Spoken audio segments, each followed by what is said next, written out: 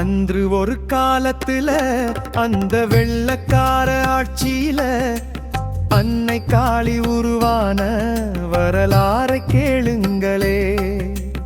ஆத்தாவோட பிள்ளைங்களை பகையோட சூழ்ச்சி செய்து பொய் வழக்கு போட்டு வச்சான் சிறைச்சாலை கதவடைத்து. விடிஞ்சாக்க ஊரடங்க காளியோட திருவிழாவா, கோடிசனம் கூடி நிற்கும் கோலாகல பெருவிழாவா.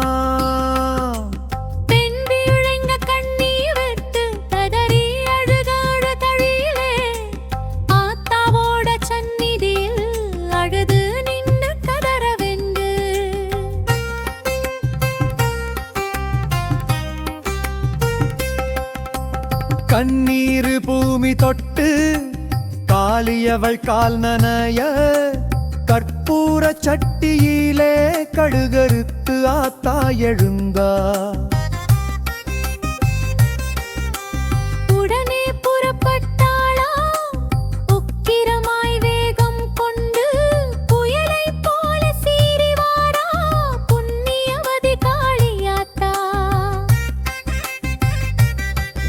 எங்க காளியாத்தா எதிரிகளை அழிக்க வாரா, சட்டம் பேசும் வெள்ளையனின் நீதிமன்ற படியேறி. சாட்சிக்கார கூண்டினிலே சாமி வந்து நின்னதடா, நீதிபதி முன்னமர்ந்து நேருக்கு நேர் சாட்சி சொன்னா.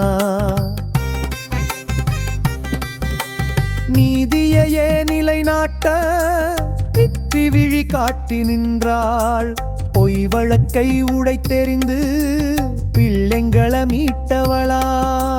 வெள்ளையனை மிரட வச்சு வெற்றி கொடி நாட்டியவள், அன்று முதல் இன்று வரை ஐகோட்டு காளி என்று அகிலமே போற்றி நிற்கும் பேராற்றல் வடிவம் பெற்று, அதிகாரம் இரட்டினாலும் அஞ்சாமல் காப்பவளாம். அநீதியை வேறறுக்க சந்நிதியில் நிற்பவளாம்.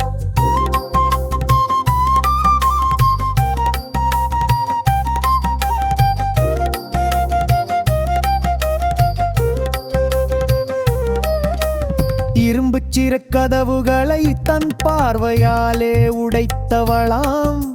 சலங்கை சத்தம் கேட்டதுமே சட்டம் எல்லாம் பணியுமடா.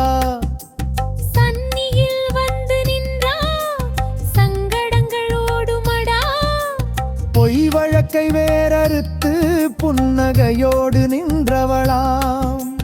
புயல் போலே ஓடி வந்து பிள்ளைகளை காத்தவளாம்.